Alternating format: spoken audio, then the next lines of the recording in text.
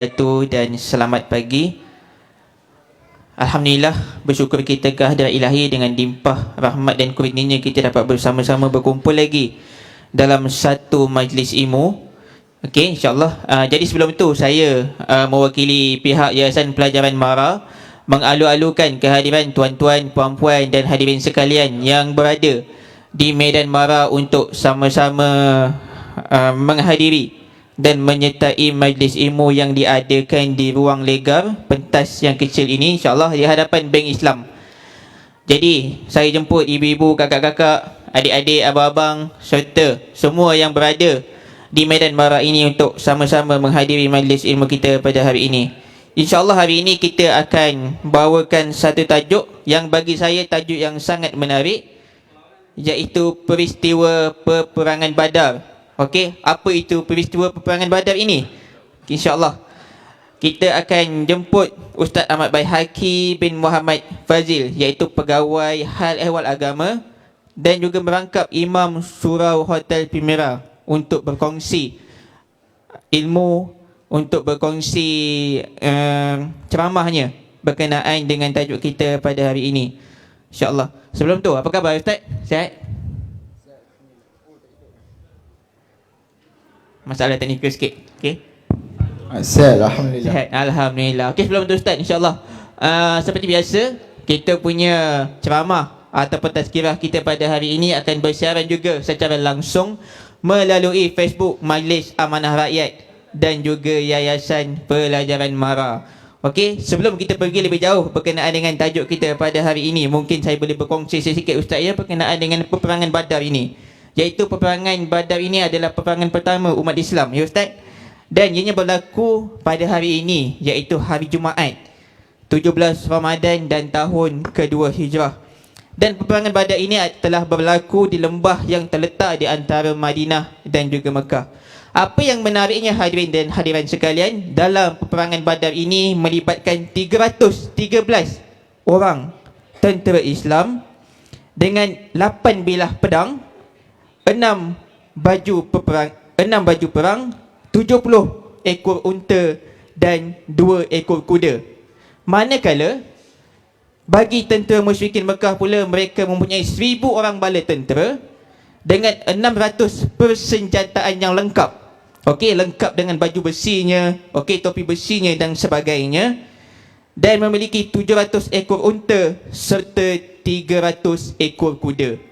Okey, itu perbezaan yang sangat ketara sebenarnya antara tentera Islam dan juga tentera musyrikin Quraisy pada waktu itu. Okey, dan Allah ada merakamkan peperangan ini dalam surah Ali Imran ayat yang ke-123 dalam firman-Nya yang bermaksud, sesungguhnya Allah menolong kamu dalam perang Badar, sedangkan pada masa itu kamu orang yang lemah.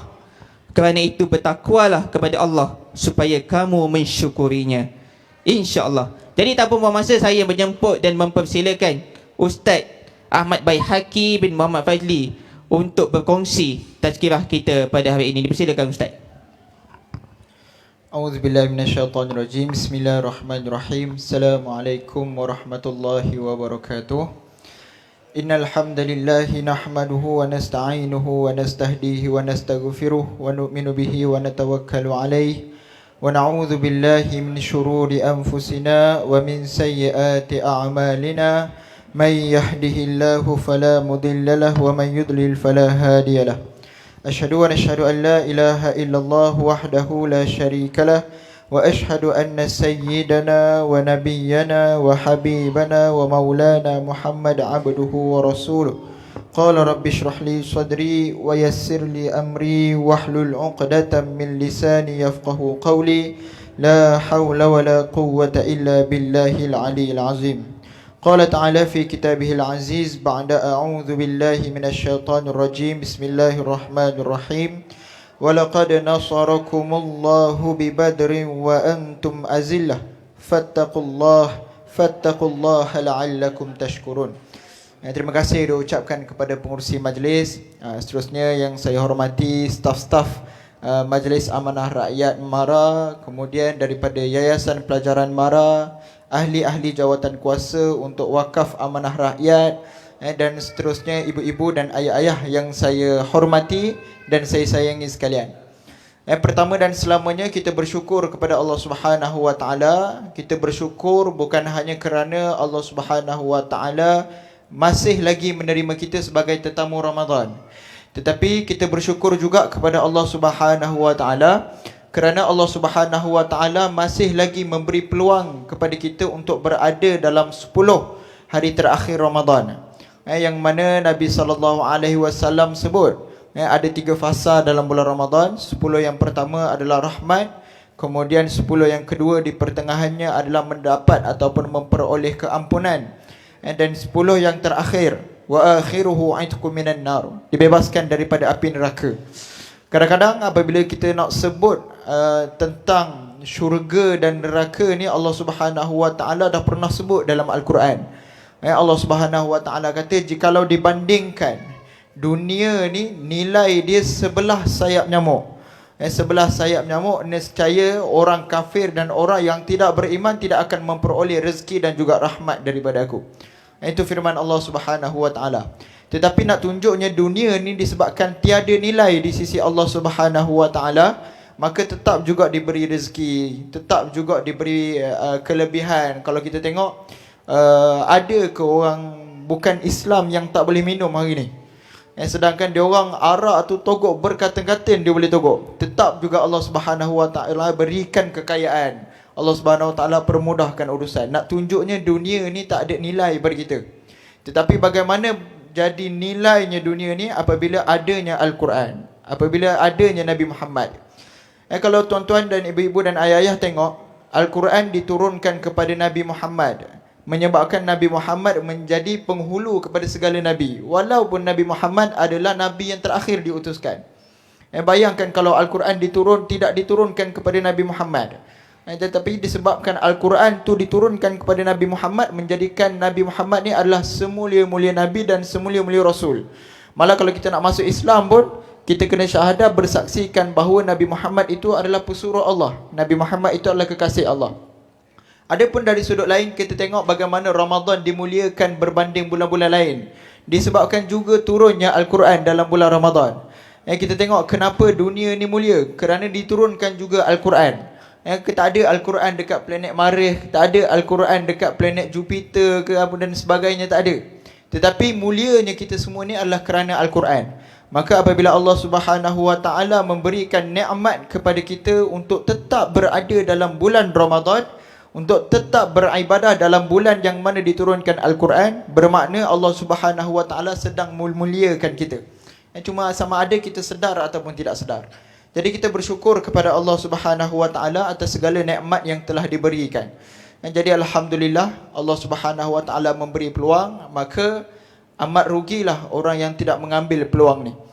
Ibu-ibu dan ayah-ayah sekalian, sebelum kita mula, saya tertarik satu kisah bagaimana satu hari Jibril alaihi salam turun berjumpa dengan Nabi. Lalu Jibril alaihi salam berkata kepada Nabi, "Ya Rasulullah, aku ingin berdoa dan aku ingin engkau aminkan doa aku."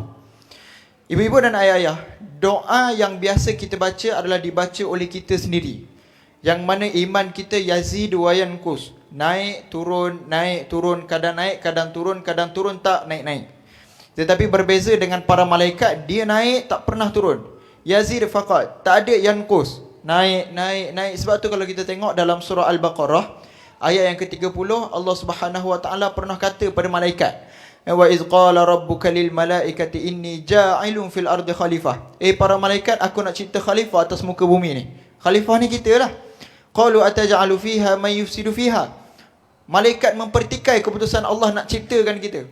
Wahai Allah, kenapa kau nak ciptakan satu makhluk yang akan berbuat kerosakan di muka bumi ini, yang akan menumpahkan darah sesama sendiri, sedangkan kami para malaikat ni ada dengan engkau. Wa nahnu nusabbihu bihamdika wa nuqaddisu lak. Sedangkan kami ni sentiasa bertasbih, sentiasa memuji engkau. Tetapi apa Allah Subhanahu wa taala reply? Allah Subhanahu wa taala kata, qala inni a'lamu ma la ta'lamun. Sesungguhnya aku mengetahui apa yang kamu tidak ketahui. Jadi ibu-ibu dan ayah-ayah, satu hari malaikat yang mendoakan ni diaminkan pula oleh Rasulullah sallallahu alaihi wasallam. Dan salah satu daripada 3 doa para malaikat tu adalah, ya Allah, celakalah orang yang keluar daripada bulan Ramadan dalam keadaan dia tidak mendapat pengampunan daripada Allah Subhanahu wa taala. Jadi ibu-ibu dan ayah-ayah, kita berada dalam bulan Ramadan, kita berada dalam bulan yang diturunkan Al-Quran, bulan yang mana ditutup pintu neraka serapat-rapatnya, dibuka pintu syurga seluas-luasnya. Maka mohonlah apa pun yang kita nak, mohonlah apa pun yang kita inginkan, mohonlah apa pun yang kita perlukan. Wa qala rabbukum ud'uni astajib lakum. Sesungguhnya berdoalah kepada aku, Allah Subhanahu wa taala kata, nescaya aku akan perkenankan doa. Kadang-kadang Allah Subhanahu wa taala ni dia tak pandang pun siapa kita. Allah Subhanahu wa taala tak pandang pun dosa kita. Tetapi yang peliknya, Allah Subhanahu wa taala pelik kalau kita ni dah tahu kita banyak dosa tapi kita tak minta ampun kepada Allah Subhanahu wa taala. Jadi doa yang dimohon oleh malaikat Jibril tu diaminkan oleh Rasulullah sallallahu alaihi wasallam. Nak ceritanya betapa kuatnya doa tu tuan-tuan, sehingga kan Rasulullah sendiri yang mengaminkan. Jadi apabila ada peluang, masih lagi diberikan ruang, ambillah, guna dan juga manfaatkan sebaik mungkin. Semoga Allah Subhanahu wa taala pertemukan di syurga Allah Subhanahu wa taala kelak insya-Allah. Ibu-ibu dan ayah-ayah yang dirahmati oleh Allah Subhanahu wa taala sekalian, walaqad nasarakumullahu bibadrin wa antum azillah, yang mana dibacakan maksud dia oleh pengurusi majlis kita sebentar tadi, Al-Fadhil Ustaz Ilman. Dia sebut sesungguhnya Allah Subhanahu wa taala membantu kita, telah membantu. Nasarakumullahu bibadrin wa antum azillah, membantu dalam peperangan Badar dalam keadaan jumlah kamu sangat sedikit, ataupun dalam keadaan kamu berada dalam keadaan yang teramat lemah. Tuan-tuan bayang, 313 lawan 1000 orang. Larat tak larat kita nak lawan. Ibaratnya satu orang kita lawan 3 orang musuh kita. Tongging tuan-tuan. Jangan duk tebang lah. Pok ya concode pun kalau jumpa 3 orang apa lagi. Duk panggil orang lain apa semua minta tolong bantu. Ini kan pulak kita. Tetapi nak ceritanya disebabkan ketakwaan. Sebab tu Allah Subhanahu wa taala sebut fattaqullah. Maka bertakwalah kamu kepada Allah, la'allakum tashkurun, supaya kamu tergolong dalam golongan orang yang bersyukur. Sebab tu peristiwa Badar ni berlaku dalam bulan Ramadan adalah peperangan pertama yang dirakamkan dalam sejarah umat Islam. Dan menariknya, kenapa peperangan Badar? Kalau kita nak cerita peperangan yang seronok, kita boleh ambil peperangan Khaybar dan Khandaq. Bagaimana dia punya strategi untuk menggali parit, bagaimana toleransinya Rasulullah sallallahu alaihi wasallam menerima pandangan daripada Salman Al-Farisi, menerima pandangan daripada Abu Juhaifah. Tetapi kenapa Allah Subhanahu wa taala rakamkan peperangan Badar ni dalam Al-Quran? Dia tak semua peperangan disebut dalam Al-Quran. Ada peperangan yang tidak disebut dalam Al-Quran tetapi tercatat dalam sejarah umat Islam. Tetapi peperangan Badar ni adalah peperangan yang diiktiraf, disebut dalam Al-Quran. Kalau kita tengok sejarah balik, peperangan Badar ni bukan berasal daripada peperangan yang dirancang. Bukanlah Nabi SAW membentuk pasukan untuk memerangi tentera musyrikin Quraisy. Tidak. Tetapi permulaan dia adalah Rasulullah SAW mendapat khabar berita daripada Talhah bin Ubaidillah. Dia mendapat khabar berita, wahai Rasulullah, sesungguhnya dagangan Abu Sufyan dalam perjalanan ingin menjual barang-barang orang muhajirin yang telah berhijrah daripada Mekah ke Madinah ni. Dia nak jual barang-barang orang Islam. Kan Nabi SAW berhijrah. Apabila berhijrah dalam keadaan sunyi, dalam keadaan tidak secara terang-terangan, melainkan Sayyidina Umar Al-Khattab. Jadi menyebabkan banyak barang-barang yang tidak dapat diangkut bersama oleh umat Islam pada ketika itu. Menyebabkan rumah yang ditinggalkan di Mekah tu dalam keadaan fully finished. Ada almari, ada peti sejuk, ada mesin basuh. Kalau orang perempuannya ada air fryer, ada mop disposable ke nama dia, vacuum yang tegak berdiri tu, tak pakai vacuum yang macam besar seperti ais. Maksudnya nak cerita barang-barang tak ada yang dibawa balik ke Madinah. Kalau ada pun hanyalah barang-barang keperluan seperti makanan dan beberapa wang ringgit. Ada pun dari sudut perabot apa semua ditinggalkan di Mekah. Maka ketika itulah Abu Sufyan dan juga orang musyrikin Quraisy yang lain, dia ceroboh masuk. Dia ceroboh masuk dalam rumah-rumah umat Islam yang tertinggal di Mekah. Dia ambil semua barang dan dia jual, ingin dagangkan di bumi Syam. Ataupun sekarang ni dia gelar bumi Syam tu adalah bumi Syria. Jadi Nabi SAW waktu tu bersabda, hadhihi 'aidu Quraisy fiha amwaluhum fakhruju ilaihim la'allallahu yantaliquhuma. Nabi SAW bersabda, ini adalah hari orang musyrikin Quraisy.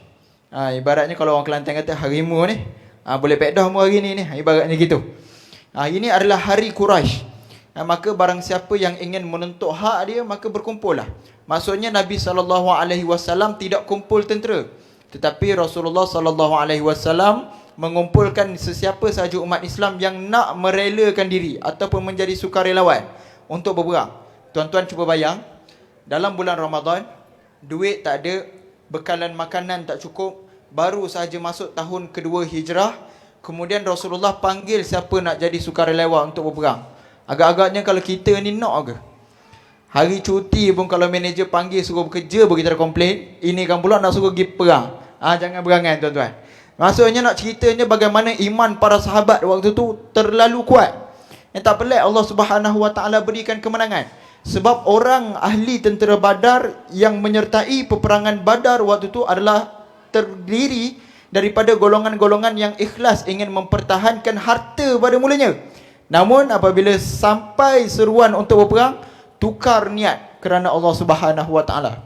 Sebab tu Allah Subhanahu Wa Taala rakamkan, walaqad nasarakumullahu bi badrin wa antum azillah. Sungguhnya aku bantu tentera Badar ni. Jadi itu cerita awalnya. Maka kalau kita tengok balik, kalau tuan-tuan buka sama ada dalam kitab Tarikhul Hadis wa Ahwalun Nabawiyah, ataupun tuan-tuan buka kitab Rahiqul Makhtum, kitab yang menceritakan tentang sirah-sirah perjalanan Nabi SAW. Dalam tu imam dia tulis secara detail berapa bilangan, berapa kekuatan dan apa kelengkapan. Saya tertarik dengan pengurusi majlis tadi, dia boleh cerita detail. Maksudnya dia baca kitab sebelum naik menjadi moderator, insya-Allah. Jadi tentera Abu Sufyan pada asalnya macam biasa diketuai oleh Abu Sufyan, dan Abu Sufyan membawa sebanyak 3,000 ekor unta. 1,000 ekor unta.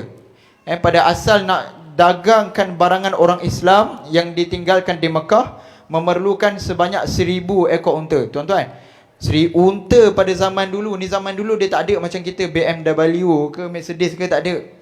Dia ada unta dan kuda tu adalah tunggangan ataupun kenderaan yang paling mewah pada zaman Nabi SAW, pada zaman Arab Jahiliyah dulu. Bayangkan 1,000 ekor unta bawa barang. Ibaratnya tuan-tuan, 1,000 lori bawa barang umat Islam. Banyak ke tak banyak tu? Kalau kita nak pergi tengok konvoi ke, kita nak pergi apa ke, konvoi motor tu pun 1,000 dah kira banyak dah kita tengok. Kan, panjang dia 1 km ke 2 km tak lari.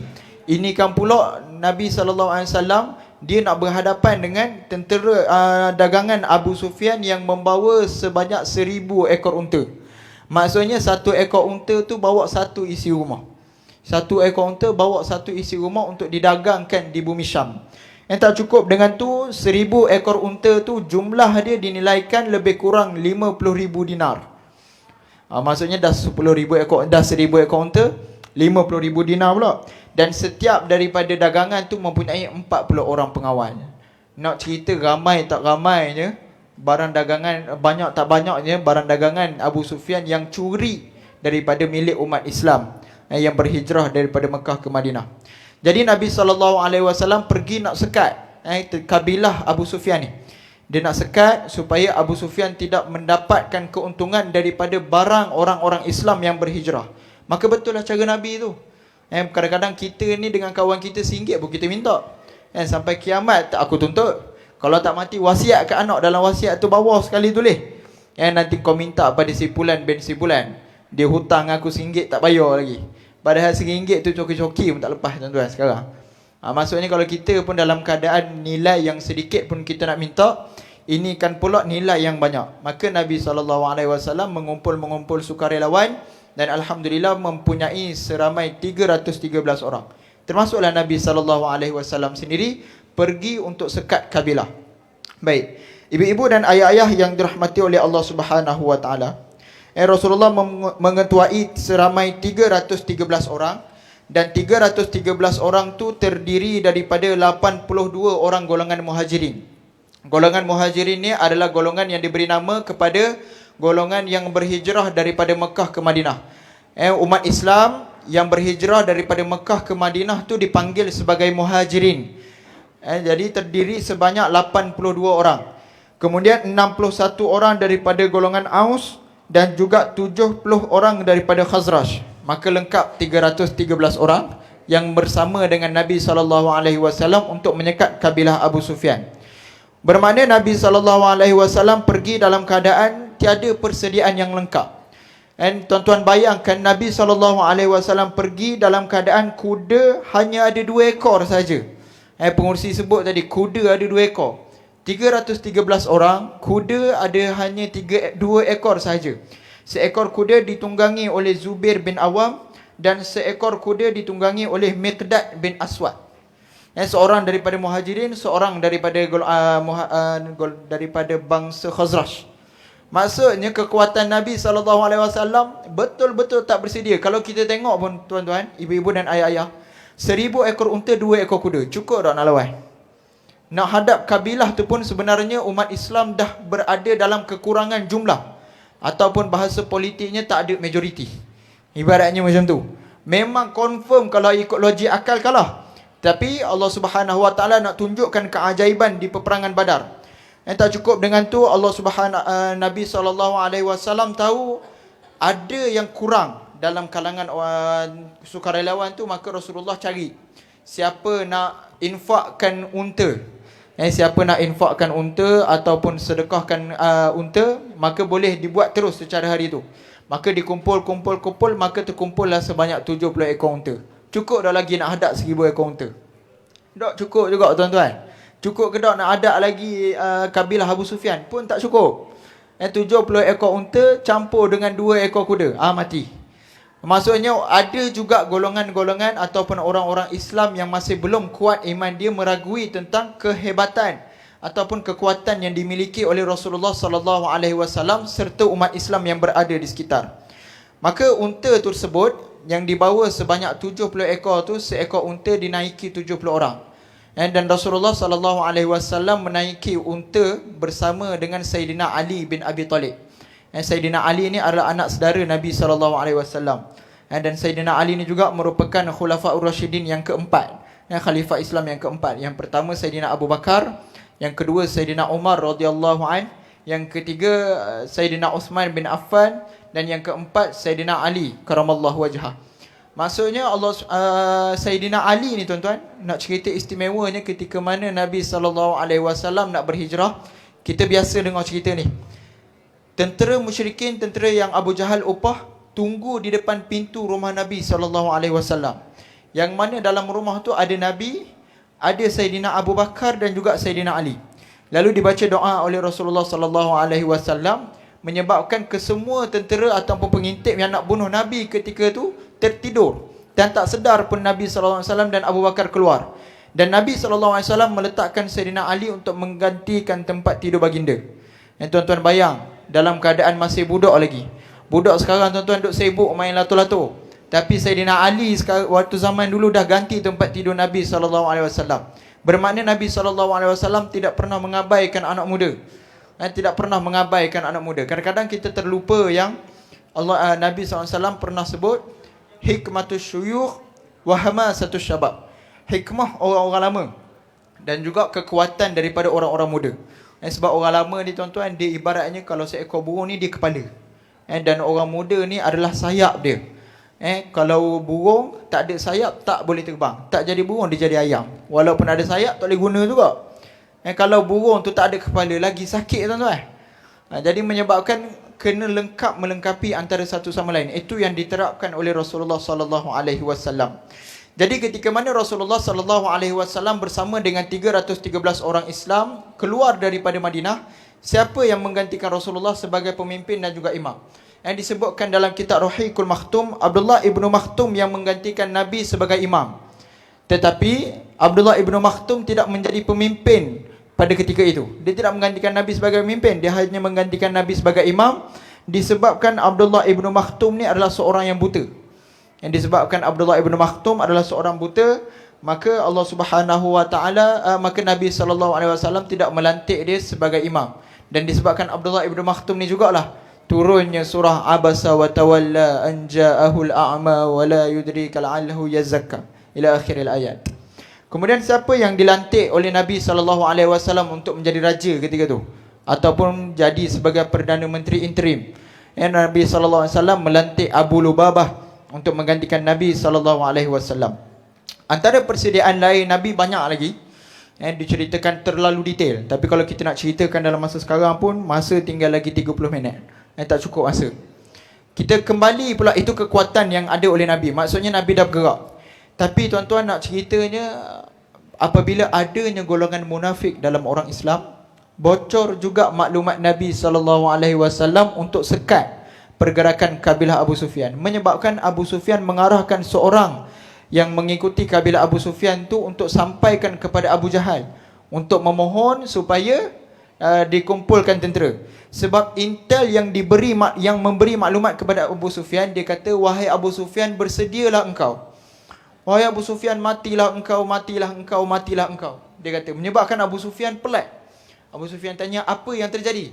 Kata intel tu, orang munafik ni, dia kata, sungguhnya Rasulullah SAW dalam perjalanan untuk memerangi kabilah Abu Sufyan. Menyebabkan pada Abu Sufyan ni berasa takut dan minta bantuan daripada musyrikin Quraisy.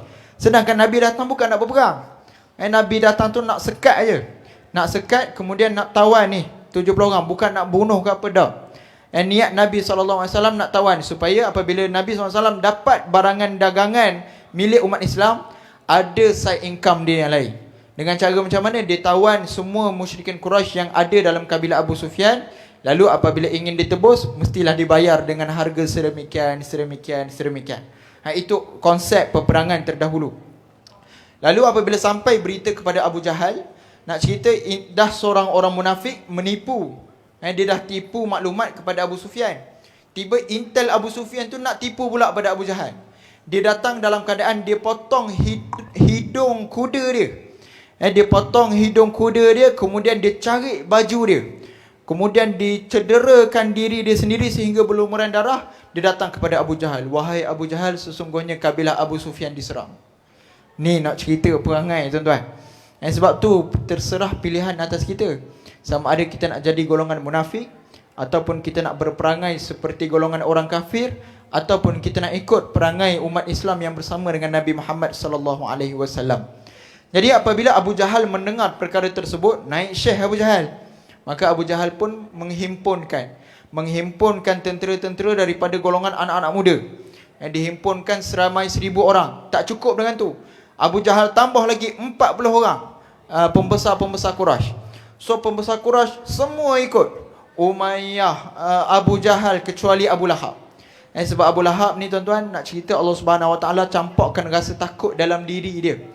Allah Subhanahu Wa Taala campakkan rasa takut sehinggalah Abu Jahal mencari jalan. Dia cari orang yang berhutang dengan dia, seramai 4 orang. 4 orang yang berhutang dengan dia. Dia kata, kalau engkau nak langsai hutang kau pergi join peperangan Badar. Menyebabkan dia orang terpaksa join. Jadi Abu Lahab boleh tarik diri dengan alasan, aku akan jaga Mekah. Itu alasan Abu Lahab. Maka bergeraklah tentera Abu Jahal ataupun tentera musyrikin Quraisy dalam keadaan mempunyai persiapan yang sangat lengkap. Dan sudah pasti peperangan itu akan terjadi berat sebelah. Kekuatan daripada 1,300 orang. 1,300 orang melawan 313 orang. Satu bilangan yang tidak stabil. Ditambah pula dengan memiliki 100 ekor unta, 100 ekor kuda yang dimiliki oleh musyrikin Quraisy, 600 baju rantai, bukan baju besi. Baju rantai ni, tuan-tuan, lebih keras daripada baju besi. Baju rantai ni function dia adalah ketika mana peperangan, strategi yang biasa digunakan oleh bangsa Arab. Apabila maju sahaja barisan hadapan, barisan pemanah akan lepaskan anak panah. Maka seramai 600 orang yang berada di barisan hadapan memakai baju rantai. Sebab baju rantai itu fungsi dia untuk menangkis daripada anak panah. Maksudnya kelengkapan yang lengkap disediakan oleh Abu Jahal. Kemudian unta terlalu banyak sehingga di dalam kitab Rahiqul Makhtum tidak disebutkan berapa jumlah yang tepat. Abu Jahal menjadi sebagai panglima tertinggi. 9 orang pemimpin kaya membiayai perbekalan makanan bagi tentera musyrikin Quraisy. Dan sehari Abu Jahal akan mengorbankan ataupun akan menyembelih 10 ekor unta untuk dimakan ataupun menjadi pesta bagi tentera musyrikin Quraisy. Unta ni dia bukan macam kambing, dia besar sikit. Jadi tuan-tuan dan ibu-ibu, ayah-ayah yang dirahmati oleh Allah Subhanahu wa taala. Dalam keadaan perjalanan, dalam perjalanan musyrikin Quraisy nak pergi, Abu Sufyan juga mendapat intel bahawa Nabi SAW tidak jadi untuk menyerang kabilah Abu Sufyan, sebab datang Tolha menyampaikan maklumat bahawa sesungguhnya 1,300 tentera musyrikin Quraisy dalam perjalanan untuk memerangi tentera Islam di Madinah. Menyebabkan Rasulullah SAW nampak agak kurang stabil ataupun kurang adil peperangan yang akan berlaku. Lalu Abu Sufyan mengarahkan seorang lagi intel ataupun penyampai maklumat, utusan daripada Abu Sufyan sendiri, untuk sampaikan kepada Abu Jahal supaya menarik balik tentera tersebut dan balik semula ke Mekah. Maksudnya Abu Sufyan dia dah boleh sambung semula perjalanan ke bumi Syam. Tetapi nak ceritanya, Iblis membantu peperangan Badar ni juga. Kita biasa dengar malaikat membantu peperangan Badar kan. Datang segerombolan kuda putih ditunggangi oleh sekumpulan tentera yang serba putih, yang dipercayai tentera malaikat yang Allah Subhanahu Wa Taala utuskan kepada umat Islam pada ketika itu. Dan tidak kurang juga diutuskan ataupun Iblis juga membantu ataupun menyumbang dalam peperangan Badar ni. Dia jumpa Abu Jahal, wahai Abu Jahal, kalau engkau berhenti sekarang maka tiada peluang lagi engkau nak hapuskan bumi Madinah. Sebab apa? Sebab kalau engkau biarkan Nabi SAW dalam keadaan selesa, maka Nabi SAW akan melahirkan lebih ramai tentera daripada musyrikin Quraisy. Rasulullah SAW sempat mengumpulkan kekuatan, maka banyak dihasut oleh Abu Jahal, sehingga Abu Jahal kata, kita tak akan berganjak dan kita akan terus mara ke medan Badar. Menyebabkan waktu tu Abu Sufyan tak ada pilihan lain selain daripada menyertai juga peperangan Badar ataupun menyertai juga tentera yang dibawa oleh Abu Jahal. Lalu apabila Nabi SAW mendapat perkhabaran sedemikian, maka Rasulullah waktu itu diuji. Diuji oleh Allah Subhanahu Wa Taala dalam keadaan tidak turun wahyu. Tuan-tuan, wahyu ni turun dalam beberapa keadaan. Ada keadaan yang Nabi Jibril alaihissalam bagi wahyu menyerupai seorang lelaki. Disebut dalam hadis yang kedua Imam An-Nawawi, disebut sebagai hadis Jibril. Ketika mana Sayyidina Umar cerita, bainama nahnu julusun inda Rasulillah sallallahu alaihi wasallam zata yaumin iz tala alaina rajulun shadidu bayadu siyab shadidu sawadi syar la yura alaihi atharu safar wa la ya'rifu minna ahad. Ciri-ciri dia, datang malaikat menyerupai seorang lelaki, rambut dia sehitam-hitamnya, bajunya seputih-putihnya, tiada debu pada tubuh badannya dan tidak nampak lelaki tersebut dalam keadaan musafir, dan tiada seorang pun dalam kalangan para sahabat yang mengenali lelaki tersebut. Maka percayalah bangsa Arab waktu itu bahawa itulah malaikat Jibril yang menghantar wahyu kepada Nabi SAW. Kemudian dalam bentuk yang kedua adalah Jibril AS datang dalam keadaan bentuk yang asli. Seperti mana ketika berlaku Isra' Mi'raj, Jibril AS datang kepada Nabi dalam bentuk malaikat Jibril sendiri. Kemudian cara yang ketiganya adalah bunyi loceng. Cara yang keempatnya adalah bunyi lebah. Dan kadang-kadang Nabi SAW pernah menerima wahyu yang berat, sehingga kan bunyi loceng dan lebah tu bersatu di dalam telinga Rasulullah SAW. Itu tanda-tanda wahyu, tanda-tandanya turun wahyu. Tetapi Allah Subhanahu Wa Taala nak uji Nabi Muhammad SAW ketika peperangan Badar, tidak ada wahyu yang turun kepada Nabi ketika itu. Menyebabkan Nabi SAW panggil sukarelawan ataupun orang-orang yang direlakan diri dia untuk bersama dengan Nabi, sama ada kita nak berperang ataupun tidak. Maka datanglah Miqdad yang membawa kuda di dalam tentera Islam. Dia sebut, ya Rasulullah, imdi lima arakallah wa nahnu ma'ak, wallahuna laqul kama qalas ibnu Musa, idhhab anta wa rabbuka faqatila inna hahuna qailun, walakin qal idhhab anta wa rabbuka faqatila inna hahuna qaidun. Wahai Rasulullah, medan peperangan berada di hadapan kita, syahid sedang bersama dengan kita, maka pergilah engkau. Kami tidak akan berkata seperti mana Bani Israel kata. Apa yang Bani Israel kata pada Nabi Musa, izhab anta wa rabbuk, pergilah engkau bersama Tuhan engkau wahai Musa, faqatila inna hahuna qailun, dan kami akan tunggu engkau di sini. menyebabkan Allah Subhanahu Wa Taala memberi balasan Bani Israel tersesat selama 40 tahun. Yang mana anak yang lahir ketika tu, dalam anak yang lahir pada hari tahun pertama kesesatan tu, habis dia tempoh sesat di dalam keadaan tua, umur 40 tahun. Ada pun orang yang dah tua, dia mati dalam keadaan dia disesatkan oleh Allah Subhanahu Wa Taala. Sebab apa? Sebab ketika mana Nabi Musa alaihi salam lari daripada tentera Firaun bersama dengan Bani Israel, Allah Subhanahu Wa Taala memberi wahyu untuk mengetuk tongkat tu pada permukaan air laut. Lalu terbelah air laut dan Nabi Musa merentas air laut tersebut. Itu pun kisah dia sebenarnya ditentang oleh Bani Israel. Sebab setelah daripada laut terbelah, Nabi Musa tak terus lintas. Nabi Musa relax dulu, tunggu dulu, menyebabkan orang belakang ni dah rasa takut. Firaun tuan-tuan yang kejar. Bukannya JKK, bukannya polis, bukannya Roblox JPJ. Firaun, kita kadang-kadang JPJ kejar pun kita dah cuak walaupun tak tahu benda salah kita. Lampu je pun tak buka, contoh. Tetapi nak ceritanya, perangai Bani Israel ni apabila Nabi Musa tak berjalan pun dia dah paksa. Lalu apabila sampai satu masa untuk berperang dengan satu kabilah ataupun satu puak yang mana tubuh dia 2 kali ganda lebih besar daripada Bani Israel, menyebabkan mereka takut untuk berperang. Maka disebabkan itu Allah Subhanahu Wa Taala timpakan bala ke atas Bani Israel pada zaman Nabi Musa. Lalu mereka kata, kami tak akan berkata sedemikian ya Muhammad, tetapi kami akan kata izhab anta wa rabbuk, pergilah engkau bersama Tuhan engkau dan kami akan ikut bersama-sama dengan engkau. Ini keyakinan dan keikhlasan.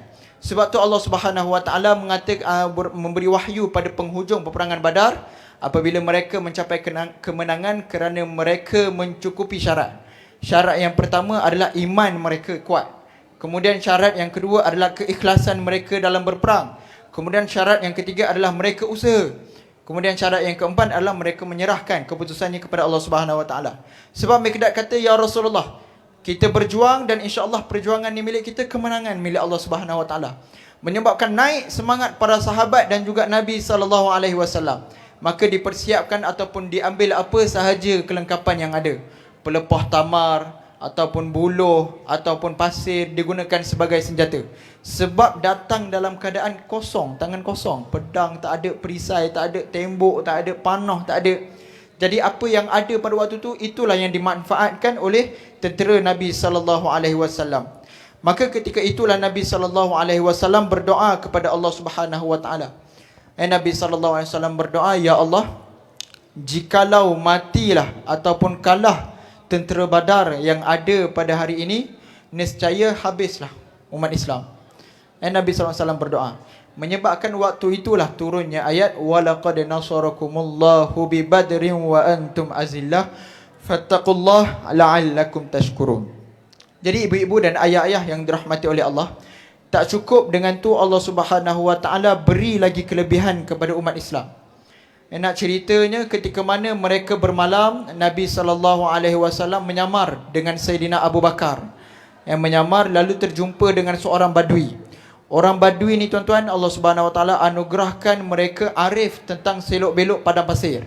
Kita ingat kalau bagaimana ketika mana Rasulullah nak berhijrah. Rasulullah nak berhijrah, Abu Jahal bawa bersama dia adalah seorang badui untuk jejak tapak kaki Nabi SAW. Padang pasir ni tuan-tuan, kalau kita lalu dekat pasir, angin bertiup, tapak kaki tu dia akan tertutup, betul? Tapi nak cerita hebat tak hebatnya ilmu yang dimiliki oleh orang badui ni, dia boleh kenal Nabi SAW dah lalu ni berapa minit, dah berapa lama, dah cukup 1 hari ke belum. Ini orang badui. Lalu Nabi SAW terserempak dengan seorang badui, dia bertanya, wahai si Fulan bin si Fulan, adakah engkau terserempak dengan tentera Abu Jahal? Lalu menyebabkan orang badui tu tak nak beritahu. Dia kata, siapa gerangan engkau?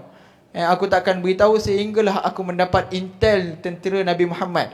Rupanya Arab Badui itu pun adalah mata-mata bagi tentera Abu Jahal. Menyebabkan Abu Jahal, menyebabkan Nabi SAW kata, oh maksudnya lelaki Badui ni tak tahu aku. Lalu Rasulullah pun cerita. Rasulullah cerita sesungguhnya berada di belakang aku tentera Muhammad. Aku baru sahaja melintasi tentera Muhammad. Dan jikalau engkau menceritakan kepada aku, lalu aku akan menceritakan kepada engkau apa yang ada pada tentera Muhammad. Lalu Badui ini pun cerita, sesungguhnya tentera musyrikin Quraisy ada sebanyak 1,300 orang, mempunyai 600 ekor kuda dan sebagainya. Habis dia cerita. Menyebabkan apabila habis dia sampaikan maklumat ataupun dia bocorkan maklumat, maka Rasulullah SAW pun kata, samalah seperti tentera Muhammad. Kemudian menyebabkan Badui ni dia balik, dia sampaikan cerita tu, tentera Abu Jahal ni dah merasa takut. Dia dah rasa takut, dia dah rasa gentar. Waktu tu Iblis datang lagi. Sesungguhnya Muhammad tiada kelengkapan perang dan sebagainya. Iblis tukang bocor maklumat.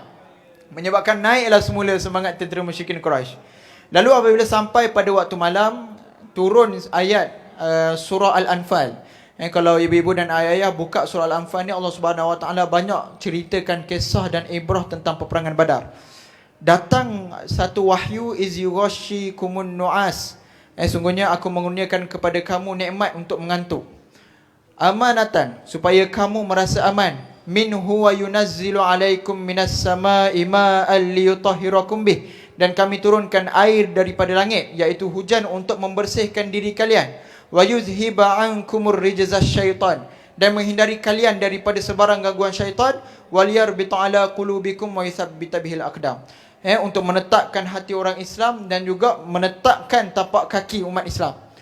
Hikmah dia tuan-tuan, perkara yang sama berlaku kepada tentera musyrikin Quraisy. Diberikan mengantuk, diturunkan juga hujan untuk menetapkan, tetapi tidak untuk menetapkan hati dan menetapkan kaki. Hikmah yang ditunjukkan oleh Rasulullah SAW pada ketika itu, kalau kita tengok dalam Al-Quran, dia tulis izghashikumun nu'as. Apabila tradisi untuk berperang, mereka akan tidur dalam keadaan tidur-tidur ayam. Tidur sekejap jaga, tidur sekejap jaga. Tetapi riwayat mengatakan Allah Subhanahu Wa Taala beri mereka anugerah untuk mengantuk tu, sehingga kan kalau seorang tentera duduk dalam keadaan pegang pedang, tubuh dia akan rebah, pedang dia akan terlucut. Nak cerita mengantuk tak mengantuknya, Allah Subhanahu Wa Taala berikan untuk rehat kepada umat Islam dan kamu akan berasa aman. Tidur tu dalam keadaan aman. Yang dalam peperangan dia orang tak boleh nak tidur sebab dia orang tak berasa aman. Tetapi Allah Subhanahu Wa Taala beri rasa mengantuk dan beri rasa aman. Kemudian minhu wa yunazzilu alaikum minas sama. Allah Subhanahu Wa Taala turunkan hujan sebagai rahmat. Bila padang pasir, apabila kita nak berlari ataupun siapa yang pernah pergi Mekah ataupun Mesir ataupun Madinah, dia pernah jejak kaki kat padang pasir, kadang-kadang kita jalan tu akan tergelincir sedikit. Nak lagi kalau kita nak naik bukit. Jadi bila turunnya hujan, pasir tu dia akan jadi mendap, menyebabkan tapak kaki umat Islam dan juga tapak kaki dua ekor kuda yang ditunggang oleh Miqdad tu dan juga Zubair tu tetap atas tanah. Itu maksud yang disampaikan oleh Allah Subhanahu Wa Taala. Perkara yang sama berlaku kepada tentera musyrikin Quraisy. Apabila berlaku kepada tentera musyrikin Quraisy, diberikan rasa yang sangat mengantuk tetapi tidak aman. Dia mengantuk tetapi mengantuk yang menyebabkan rasa penat. Kemudian diturunkan pula hujan. Dahlah tengah mengantuk, tidur Allah Subhanahu Wa Taala turunkan hujan, sehingga kan banjir kem ataupun markas tentera musyrikin Quraisy waktu tu. Lalu Allah Subhanahu Wa Taala kata hujan yang turun kepada musyrikin Quraisy dan tentera Islam adalah hujan yang berbeza. Satu hujan rahmat, satu lagi hujan bala. Maka apabila sampai saja pada hari peperangan, tiba di medan Badar, Rasulullah SAW sampai terlebih dahulu. Yang disebabkan walaupun macam pengurusi majlis sebut tadi, medan Badar ni dia berada di antara Mekah dan Madinah, tetapi Rasulullah SAW sampai terlebih dahulu. Dan Rasulullah ambil nak tawan satu mata air. Lalu datang seorang sahabat tanya pada Rasulullah, "Ya Rasulullah, adakah untuk tawan mata air ini satu wahyu daripada Allah ataupun sekadar cadangan daripada engkau dan kami boleh utarakan cadangan yang lain?" Lalu Rasulullah menjawab, sungguhnya ini hanyalah cadangan dan bukan wahyu daripada Allah. Lalu para sahabat ni kata, "Ya Rasulullah, di medan Badar ni ada 9 mata air. Ada riwayat mengatakan 8 mata air. Jangan kita tawan yang paling berhampiran dengan kita.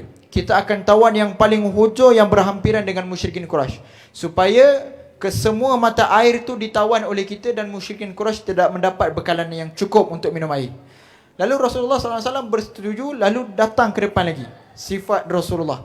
Kadang-kadang bila kita ni dah jadi ketua, kita dah tak ambil dah peranan ataupun pendapat orang bawah. Aku dah jadi ketua dah ni kan, aku dah jadi bos, aku dah jadi CEO, jadi pandangan orang bawah ni lekeh. Saya kata kau baru masuk kerja 6 bulan nak tegur aku dan sebagainya. Tetapi Rasulullah SAW hadir memberi contoh. Rasulullah, kekasih Allah, Nabiullah, Nabi penghulu segala Nabi dan penghulu segala Rasul. Itu pun Nabi SAW menerima cadangan dan membuka mesyuarah. Lalu apabila ditawan ke semua mata air, tibalah tentera musyrikin Quraisy. Apabila tibanya tentera musyrikin Quraisy, dilihatnya mata air sudah ditawan. Dalam keadaan mereka dalam perjalanan tadi, kemudian dah berpesta sehari 10 ekor unta, sehari 10 ekor unta, makanya bekalan minuman tak cukup. Tuan-tuan, kalau kita makan kambing ataupun unta ni, kita cepat aus, kita makan. Kita cepat aus. Sebab tu bila kita berbuka, kita digalakkan untuk makan benda yang manis, baru kita minum air. Kita tak digalakkan untuk terus makan benda yang berat, makruh. Jadi sunat untuk kita ambil makanan yang manis seperti kurma. Kalau tak ada kurma, kuih ataupun buah-buahan. Kemudian barulah kita minum air untuk hilangkan dahaga. Jadi ketika itu musyrikin Quraisy dah hilang arah, menyebabkan waktu tu dia orang terus nak berperang. Sebab kalau tunggu lama lagi, kalah kita. Bekalan air tak cukup, bekalan makanan dah habis, unta pun banyak yang dah disembelih, tinggal kuda je. Kalau sembelih kuda, habis lah. Sebab kuda ni aset peperangan. Nak ceritanya, strategi Rasulullah SAW untuk membina markas di mata air tu ditiru oleh tentera barat. Kita tengok bagaimana peperangan salib, bagaimana peperangan-peperangan yang berlaku selepas zaman para sahabat ni, semua membina markas. Tetapi datang kita tak nak kaji apa yang Nabi SAW buat. Itu kerugian besar kita, tuan-tuan. Kita tak kaji macam mana strategi Nabi, kita tak kaji macam mana taktik Nabi, kita tak kaji macam mana cara Nabi SAW. Kita tak kaji, tapi orang barat kaji. Sebab tu kita biasa kalau kita dengar saintis-saintis yang kaji tentang Islam kemudian masuk Islam. Saintis-saintis yang kaji Al-Quran kemudian masuk Islam. Sebab dia tertarik dengan apa yang ada dalam isi Al-Quran dan apa sejarah yang ada. Tetapi kita jadi macam benda simple. Sampai tahap, tuan-tuan, saya pernah ada pengalaman seorang Muslim, dia mengaji apa semua. Kemudian ada satu hari tu mungkin Allah SWT uji dia. Dia mengaji tu tak dapat-dapat, menyebabkan bila suruh syahadah dia tak boleh nak syahadah. Jadi tanya dia, abang kenal tak Allah tu siapa? Kenal. Siapa orang yang duduk kat langit? Abang kenal tak Rasulullah? Kenal. Siapa orang Arab? Benda ni, tuan-tuan, kadang-kadang kita jangan dengar, tapi benda ni sedang berlaku dekat luar sana. Sebab tu pendidikan tu sangat penting. Sangat penting. Saya masuk sedikit, sebab tu saya puji usaha Warak. Bagaimana Yayasan Pelajaran Mara ni disediakan satu tabung infak untuk pendidikan, untuk B40 dan sebagainya. Sebab benda tu penting. Ibu-ibu dan ayah-ayah yang dirahmati oleh Allah, orang yang meninggal disebutkan dalam surah Al-Munafikun, 2 ayat yang terakhir. Wa anfiqu fi sabilillahi bi amwalikum wa anfusikum wa anfiqu mimma razaqnakum min qabli an ya'tiya ahadakumul maut. Infaklah, sedekahlah apa rezeki yang kamu miliki sebelum daripada ajal menjemput salah seorang daripada antara kalian. Kerana sungguhnya orang mati itu, apa yang diminta kepada Allah Subhanahu Wa Taala, fayaqul rabbi laula akhartani ila ajalin qarib fa asaddaqa wa akum minas salihin. Dia minta hidup oleh Allah Subhanahu Wa Taala, bukan nak solat. Dia minta, ya Allah, engkau hidupkan aku ataupun engkau panjangkan sedikit masa aku, bukan untuk solat, bukan untuk puasa, bukan untuk beribadah, dah.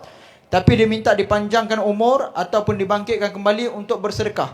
Fa'as-saddaqa, maka engkau akan dapati kami akan bersedekah ataupun berinfak. Wa akum minas salihin, dan kami akan menjadi dalam kalangan orang-orang yang soleh. Sebab tu ketika mana zaman Nabi SAW, satu zaman yang mana budaya infak dan budaya sedekah tu dikayakan oleh Nabi SAW.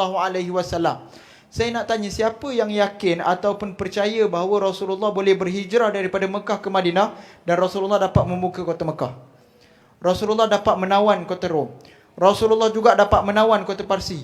Para sahabat dapat menawan kota Andalusia. Para sahabat dapat menawan Palestin. Disebabkan apa? Disebabkan budaya infak dan budaya sedekah yang diterapkan oleh Nabi SAW. Pernah satu peperangan, ketika mana habis sahaja peperangan, Rasulullah SAW menggabungkan tentera umat Islam di Mekah dan umat Islam di Madinah. Lalu apabila dapatnya harta rampasan perang ataupun dipanggil sebagai harta ghanimah, diberikan sepenuhnya harta ghanimah tersebut kepada penduduk umat Islam di Mekah. Dan umat Islam di Madinah tak dapat apa-apa, menyebabkan umat Islam Madinah waktu itu mengungut. Sampai je di Madinah, Rasulullah SAW tanya, adakah engkau rela untuk menerima harta berbanding aku ataupun engkau reda aku bersama dengan engkau? Mudah je ayat Nabi SAW. Lalu diterima dengan hati terbuka. Sebab tu tuan-tuan, sementara kita ada peluang dalam bulan Ramadan ni, manalah tahu malam tadi malam ganjil 23 hari bulan, malam Jumaat pula, mana tahu kita direzekikan oleh Lailatul Qadar, maksudnya hari ni pun masih Lailatul Qadar. Masih lagi diberi peluang.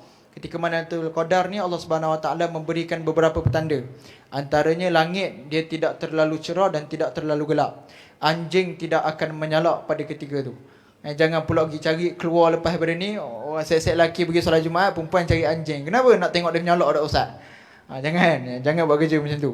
Jadi tugas kita bukan nak cari petanda, tapi tugas kita adalah beribadah.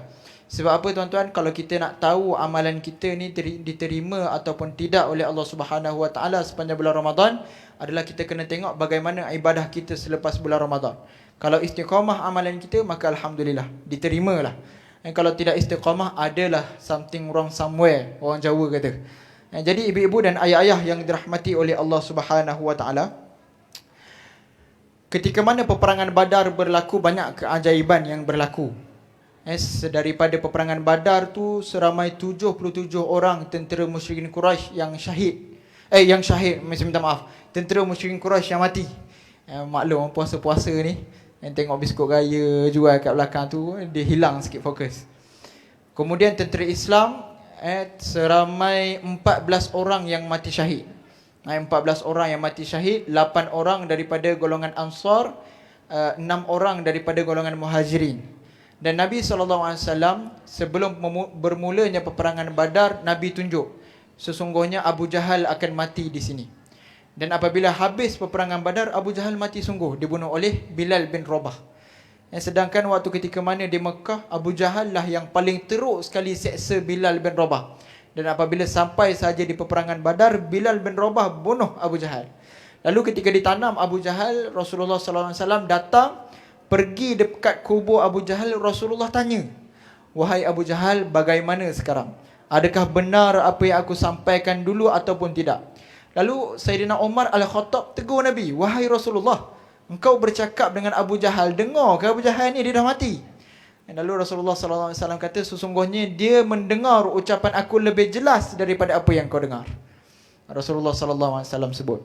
Jadi tuan-tuan yang dirahmati oleh Allah, ibrah peperangan Badar ni kalau kita nak cerita terlalu banyak. Terlalu banyak.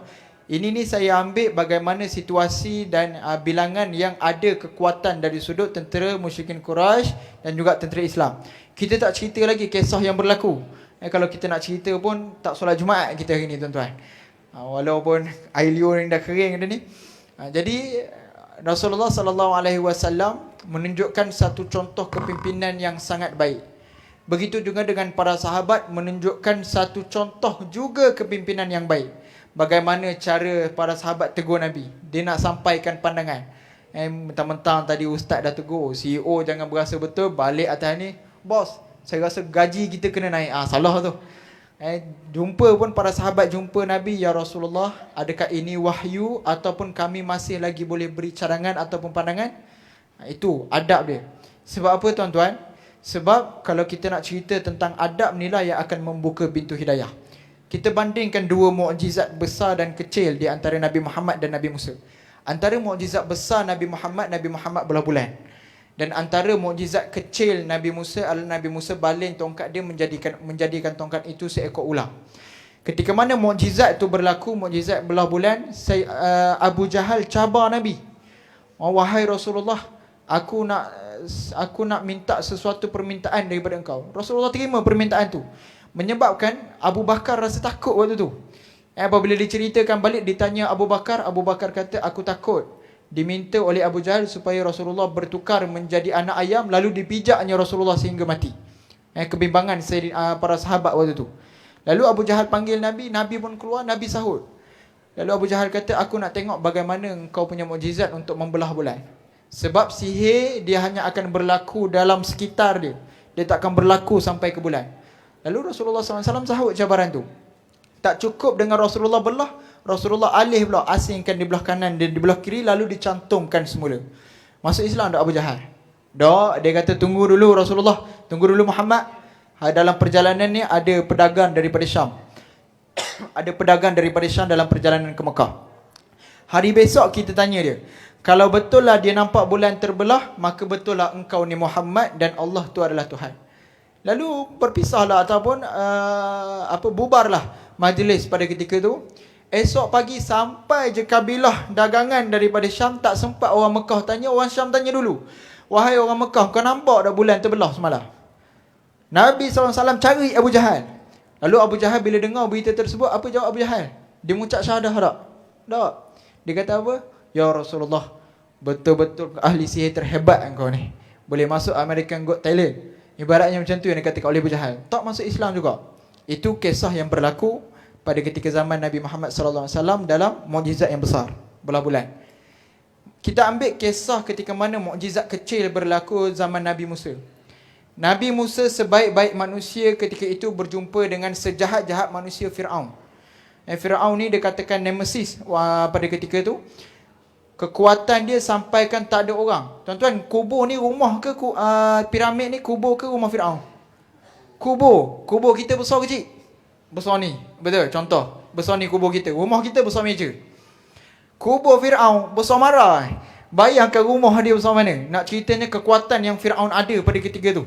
Dia tak ada traktor, dia tak ada bajak apa semua macam kita. Tetapi nak cerita kekuatan yang Fir'aun ada tu, Allah SWT arahkan Nabi Musa untuk jumpa. Sejahat-jahat orang, sehebat-hebat, seangkut-angkut orang waktu tu, Allah SWT kata, faqula lahu qawlan layyina. Berkatalah dengan perkataan yang lemah lembut. Lalu apabila Nabi Musa AS sampai berdebat dengan Fir'aun, Fir'aun kalah, Fir'aun tak puas hati, Fir'aun panggil 30 orang ahli sihir. Ada riwayat mengatakan 50, ada riwayat yang mengatakan 70. Tapi ijma' kata ramai, lebih daripada 10 orang. Jadi berkumpul ahli sihir ni nak lawan magic lah, orang kata nak lawan magic dengan Nabi Musa. Ahli sihir ni tanya pada Nabi Musa, wahai Musa, engkau nak mula dulu ataupun kami nak mula dulu? Nabi Musa kata, mulakan dulu wahai ahli sihir. Lalu dicampak tali berubah menjadi ular. Nabi Musa berasa sedikit takut. Lalu Allah SWT tegur Nabi Musa, wahai Musa, janganlah takut, itu hanya sekadar silap mata. Campakkan tongkatmu. Lalu apabila dicampak tongkat tu, memakan semua ular. Lalu semua ahli sihir ni masuk Islam. Tuan-tuan, ahli sihir ni ditawarkan oleh Fir'aun jadi orang kanan Fir'aun jikalau menang lawan Nabi Musa. Maksudnya 30 orang tu jadi timbalan Perdana Menteri. Tetapi nak ceritanya disebabkan adab dia cerita adab dia kepada Nabi Musa, dia just tanya je pada Nabi Musa, wahai Musa, engkau nak campak dulu ke ataupun aku campak dulu? Allah SWT buka pintu hidayah ada. Jadi tuan-tuan, apabila kita berada dalam hujung bulan Ramadan ni, teliti balik sirah-sirah Nabi, tengok balik Allah SWT dah hidangkan kita pelbagai kisah dalam Quran. Kadang-kadang kita ni balik-balik kita tak tengok Quran. Tengok apa? Saya tengok Melo untuk Firdaus. Saya kalau buka puasa tu kak tengok Melo untuk Firdaus, ya Allah tuan-tuan. Kadang-kadang kurma tu tak dapat nak lahap. Rasa nak puasa sampai besok. Ataupun ada pun cerita lain saya tak tengok Ustaz. Habis tengok cerita apa? Andainya takdir. Tuan-tuan, Quran kita tak tengok. Tapi yang benda tu kita tengok. Tengok Quran waktu bila? Bila YPM buat majlis khatam Quran. Barulah tengok Quran. Itu dia perangai kita. Jangan kata yang di bawah, yang atas ni pun sama 2 kali 5. Jadi tuan-tuan yang dirahmati oleh Allah, Quran ni kalau nak menarik sedikit untuk kita baca alang-alang kita berada dalam bulan Al-Quran, kita tengok movie, ada ke yang bukan kaki movie sini? Kalau biasanya kalau isteri kaki drama pun dia mesti kena kaki movie teman suami. Suami balik kerja, bagi teh satu, dia duduk depan ni, silang kaki dia tengok movie. Tak tengok movie, dia tengok WWE.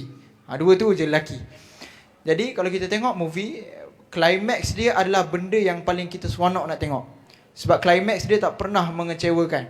Berbeza dengan ending. Sebab ending dia kadang-kadang best, kadang-kadang tak best. Kalau cerita Melayu ni faham sangat dah ending dia macam mana. Dandanlah orang tu accident, lumpuh, dandanlah orang tu rujuk balik. Jadi benda tu klise. Tetapi climax ni tak pernah ada benda yang klise. Mesti ada plot twist dia. Tuan-tuan, samalah macam Quran. Buka Al-Quran, tengok muka surat yang berada di tengah-tengah Al-Quran. Muka surat 300 hingga 302. Juzuk yang ke-15 surah Al-Kahfi. Allah SWT datangkan kepada kita kisah Nabi Musa dan Nabi Khidir. Kita kenal Nabi Khidir. Tapi kenal Nabi Khidir macam mana? Nabi kalau tanya pun pada kita, Nabi Khidir ni adalah Nabi yang masih hidup zaman sekarang. Nabi Khidir ni dia minum air daripada satu telaga menyebabkan umur dia panjang. Nabi Khidir ni ada dekat bumi Jawi. Pulak dah. Penuh. Jadi benda tu kita kena tahu kenapa Allah Subhanahu Wa Taala datangkan kisah Nabi Musa dan juga Nabi Khidir. Balik ni cuba. Tak baca pun tak apa tuan-tuan. Tak baca yang bahasa Arab, baca yang terjemahan. Dapat pahala, jangan risau. Dapat pahala. Kita baca Al-Quran ni, kita bukan baca surat cinta makwa ex kita, tak. Kita baca Al-Quran ni surat cinta daripada Allah Subhanahu Wa Taala. Buka, teliti betul apa yang Allah Subhanahu Wa Taala nak sampaikan pada kita. Bagaimana Nabi Musa ketika itu mengaku diri dia yang paling bijak. Tak salah Nabi Musa, betul lah, sebab dia Nabi dan dia Rasul. Ketika itu jugalah Allah Subhanahu Wa Taala menegur Nabi Musa. Jadi tuan-tuan yang dirahmati oleh Allah Subhanahu Wa Taala, dah lebih 1 minit. Jadi sebagai kesimpulan, apabila kita mendengar kisah peperangan Badar, jadikan kehidupan kita ni adalah medan peperangan Badar. Jadi kehidupan kita ni medan peperangan Badar. Kadang-kadang kita tak cukup kelengkapan. Kita tak cukup kelengkapan. Nabi SAW berperang dalam keadaan 2 ekor kuda, tuan-tuan. 2 ekor kuda, bayang. Nak lawan dengan beratus ekor kuda dan beratus ekor unta, 1,300 orang tentera dengan kelengkapan perang.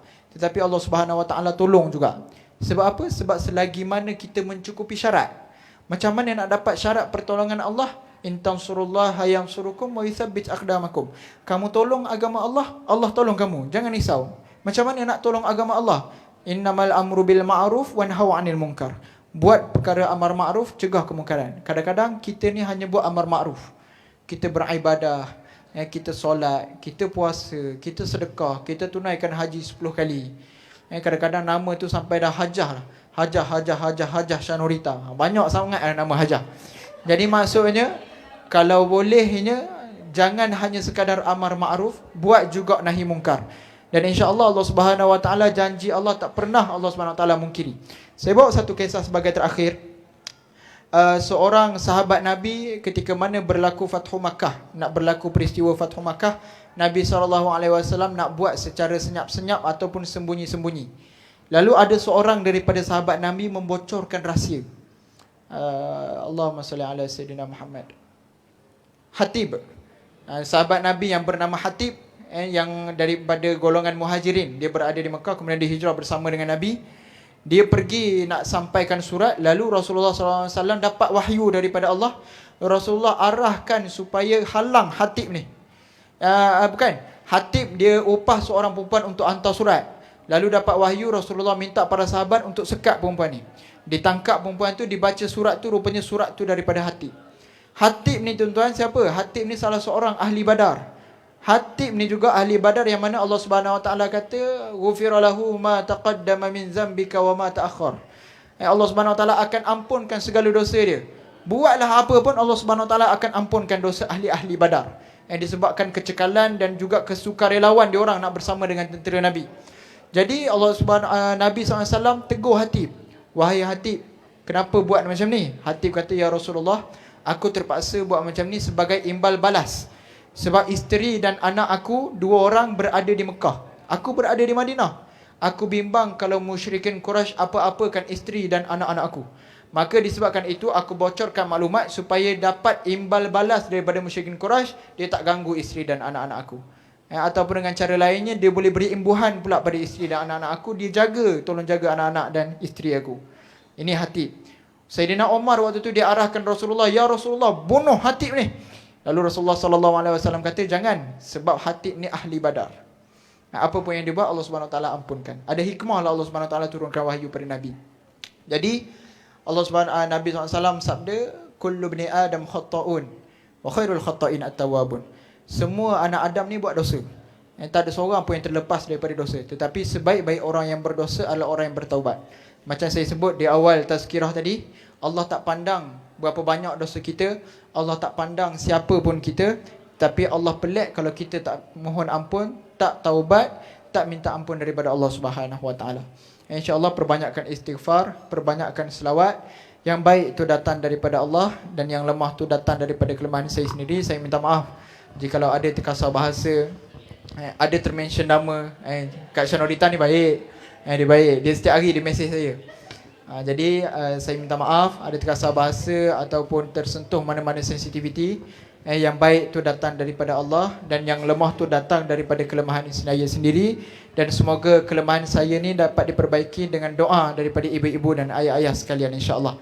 Jikalau nak berjumpa ataupun nak bertanya soalan, InsyaAllah saya akan selalu ada setiap kali waktu solat Zuhur sampai Isyak. Saya ada di Surah Silaturahim level 7. Dan sepanjang bulan Ramadan ni ada solat tarawih insyaAllah. Siapa nak boleh join insyaAllah. Wallahu a'lamu bissawab. Wabillahi taufiq wal hidayah. Wassalamualaikum warahmatullahi wabarakatuh. Waalaikumsalam warahmatullahi ta'ala wabarakatuh. Jadi hadirin sekalian, itulah perkongsian menarik daripada Ustaz Ahmad Bahaki berkenaan dengan peristiwa Perang Badar ini. Jadi sedikit perkongsiannya, selain daripada Perang Badar yang berlaku kepada umat Islam, ada lagi tujuh lagi peperangan besar yang berlaku sebenarnya, dan ada lagi peperangan-peperangan kecil. Jadi antara peperangan besar yang berlaku kepada umat Islam dan disertai oleh Rasulullah SAW pada ketika itu, selain daripada Perang Badar, adalah Perang Uhud, Perang Khandaq ataupun Perang Ahzab, Perang Yahudi Bani Quraizah, Perang Mu'tah, Perang Hunain dan juga Perang Tabuk. Jadi untuk perang, kita pergi imbas sedikit untuk peperangan ketika Rasulullah SAW dan umat Islam memerangi Yahudi Bani Quraizah. Pada ketika itu 3,000 orang tentera Islam telah mengepung selama 25 hari Yahudi Bani Quraizah, dan akhirnya mereka surrender. Dan antara peperangan yang menarik juga adalah peperangan Perang Tabuk, iaitu ketika umat Islam seramai 30,000 tentera, iaitu pada ketika itu adalah jumlah yang paling ramai tentera umat Islam pada ketika itu, dan menentang tentera Romawi Timur. Dan alhamdulillah pada ketika itu umat Islam menang besar, kerana tentera Romawi Timur telah berundur daripada medan perang, kerana takutnya mereka dengan ketumbukan paling besar tentera umat Islam pada ketika itu. Dan Ustaz, antara yang paling menarik hati saya lah, antara kebanyakan perang umat Islam adalah iaitu ketika penaklukan Konstantinopel oleh Sultan Muhammad Al-Fatih, di mana pada ketika itu juga Rasulullah SAW pernah bersabda, mafhumnya, sungguh Konstantinopel itu adalah benar-benar akan dapat dibuka di tangan seorang lelaki, dan maka pemimpin itu pada ketika itu adalah sebaik-baik pemimpin, dan tentera pada ketika itu adalah sebaik-baik tentera. Hadis riwayat Ahmad. Jadi apa yang kita boleh simpulkan adalah kita boleh koreksi balik diri kita. Adakah kita ini seorang Islam yang bagaimana? Bagaimanakah cara hidup kita, ibadah kita, pemakaian kita, dan cara pergaulan kita? Adakah semuanya mengikut syariat Islam? Kerana apa? Sebaik-baik umat Islam ini adalah kehidupannya adalah bersandarkan kepada Islam. Dan hadirin sekalian, Allah Subhanahu Wa Taala itu baiknya kepada kita. Setiap hari adalah pahala untuk kita. Kenapa? Kerana kita bangun dengan doa.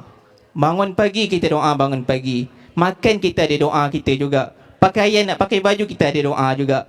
Lihat cermin pun ada doa.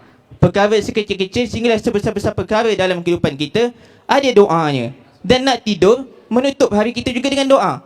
Jadi setiap hari adalah ibadah. Bila ibadah, itu adalah pahala untuk kita, dan insyaAllah syurga untuk kita. Cuma sekarang ini adakah kita mempraktikannya ataupun tidak? Jadi insyaAllah hadirin sekalian, saya ingin menutup pertemuan kita pada hari ini dengan satu hadis yang bermaksud Rasulullah SAW bermaksud sabda Nabi, orang Islam itu bersaudara, tidak boleh menzalimi dan mengkhianatinya. Sesiapa yang menolong saudaranya, nescaya Allah akan menolongnya. Sesiapa yang menghilangkan kesusahan orang Islam, nescaya Allah akan menghilangkan daripadanya kesusahan pada hari kiamat. Sesiapa yang menutup keaiban orang Islam, nescaya Allah akan menutup keaibannya pada hari kiamat. Hadis riwayat Ahmad. Jadi balik fikir-fikirkan, dan insyaAllah semoga kita dapat beramal. Sekian daripada kami, wabillahi taufiq wa hidayah. Wassalamualaikum warahmatullahi ta'ala wabarakatuh.